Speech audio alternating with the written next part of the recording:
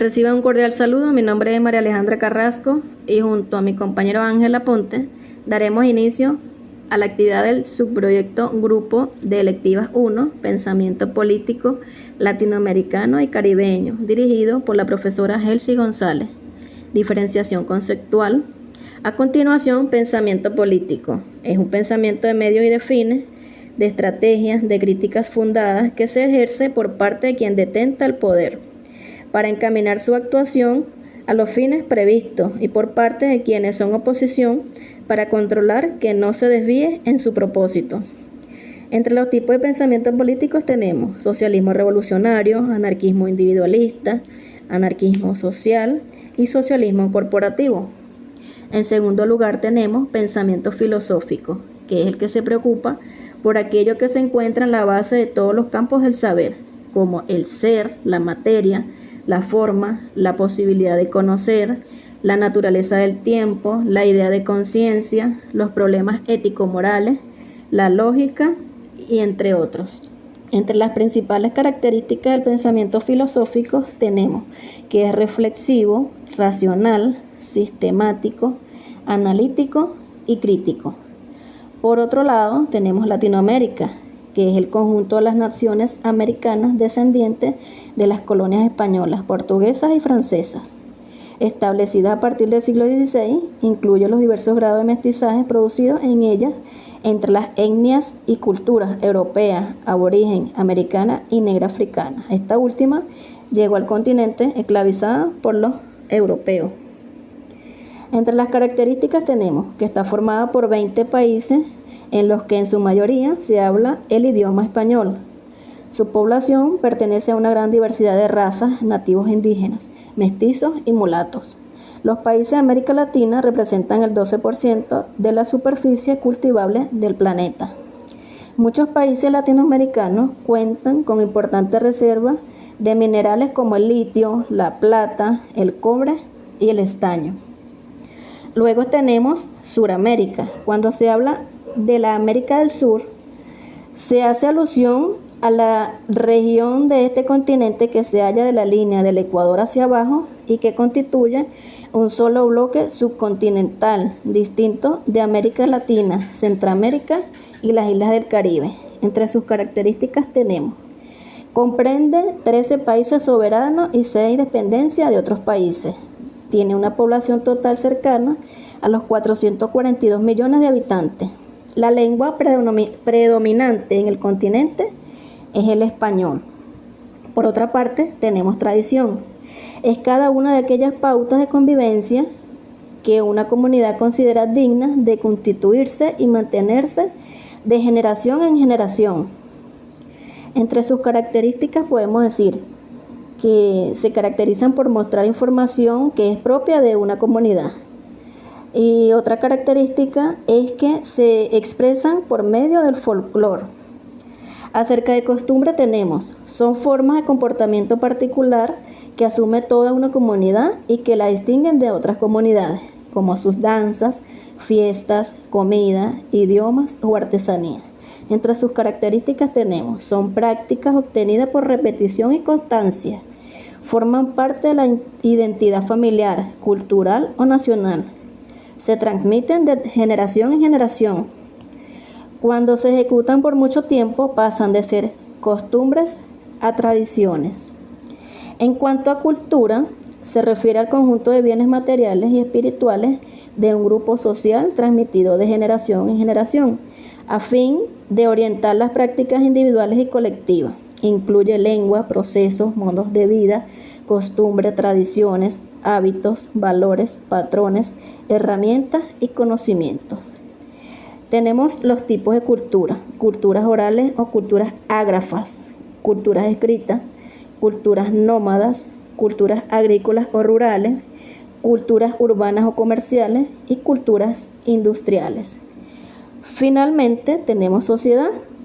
Es el conjunto de individuos que interaccionan entre sí y comparten ciertos rasgos culturales esenciales, cooperando para alcanzar metas comunes. Entre sus características mencionamos que los integrantes tienen un sentido de identidad y pertenencia a un mismo colectivo, esto debido principalmente a los lazos históricos y de costumbre. La sociedad está ubicada en una determinada zona geográfica que puede ser de menor o mayor extensión. Saludos cordiales a todos mis compañeros pertenecientes al subproyecto Grupo de Electivas 1, Pensamiento Político Latinoamericano y Caribeño, dirigido por la profesora Gersis González. Siguiendo con el contenido de nuestra exposición, me corresponde hablarle acerca de la identidad, la cual se refiere al grupo de rasgos y características que diferencia a un individuo o grupo de individuos del resto. Un problema que surge es que existen las identidades personales y a la vez colectivas, por lo que muchas veces las personas pueden entrar en conflictos por las diferencias existentes. Es la identidad la que moldea a las personas, lo que determina sus gustos, necesidades, prioridades y acciones. La identidad la podemos clasificar de la siguiente manera: la identidad personal, la identidad cultural, la identidad nacional y la identidad de género.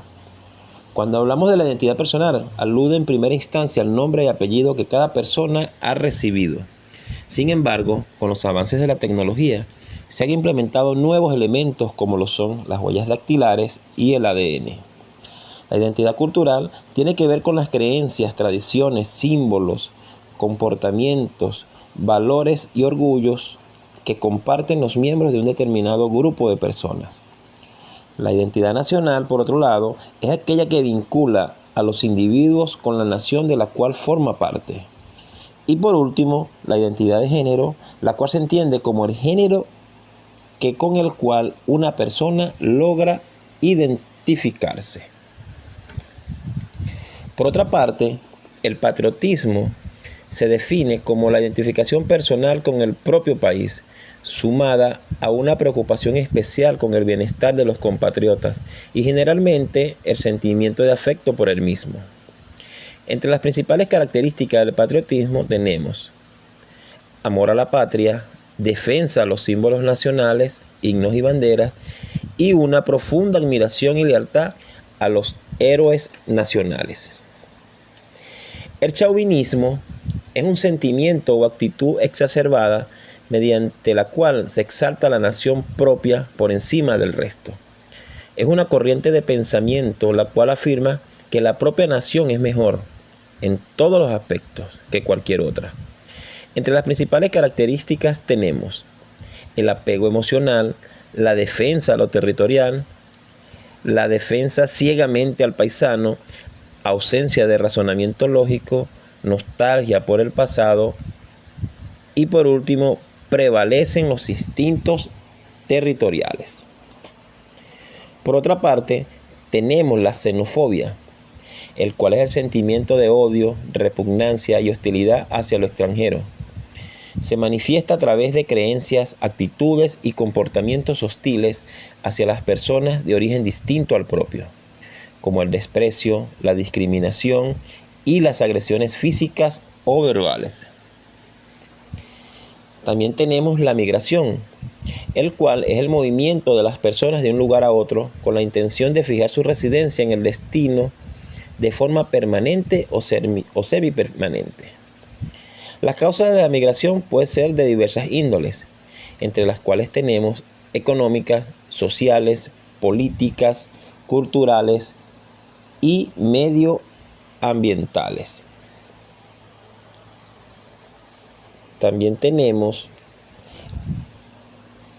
la palabra diáspora, la cual implica el desplazamiento masivo de grupos de personas de su lugar de origen hacia otros destinos, que les ofrezcan las condiciones materiales o institucionales para hacer sus vidas y desarrollarse como individuos.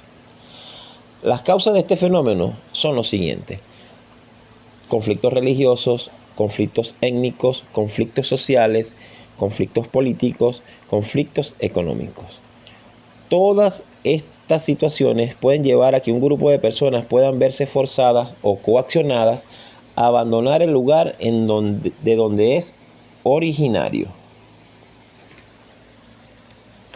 Por otra parte, tenemos el sedentarismo, el cual hace referencia al establecimiento definitivo de una comunidad humana en un determinado lugar. Se denomina sedentario al individuo animal que permanece siempre en el mismo lugar. El término sedentario es un adjetivo que apunta a todos aquellos seres vivos de pocos movimientos. Otro punto que tenemos acá es el nomadismo, el cual es una forma de vida que practican algunos grupos de individuos, los cuales se caracterizan por movilizarse de un lugar a otro de manera constante. Entre sus principales características tenemos es que se movilizan constantemente de un lugar a otro según las estaciones del año. Otra es que los grupos nómadas se pueden aliar en situaciones de peligro, subsistencia o matrimonio. Otro término muy importante que vamos a definir es etnia. Este es un término que se refiere a las características sociales y culturales, la procedencia o las experiencias compartidas por un grupo de personas. Abarca aspectos como idioma, religión, creencia, valores y comportamientos que suelen pasar de una generación a la siguiente. Por último, tenemos la raza, la cual es una categorización de poblaciones humanas basada en atributos físicos y biológicos. Sus principales características son las siguientes. Primero, implica una herencia genética. Segundo, marcadores genéticos que son observables. Y por último, se cree que una raza mantiene sus atributos sin presentar cambios en el tiempo.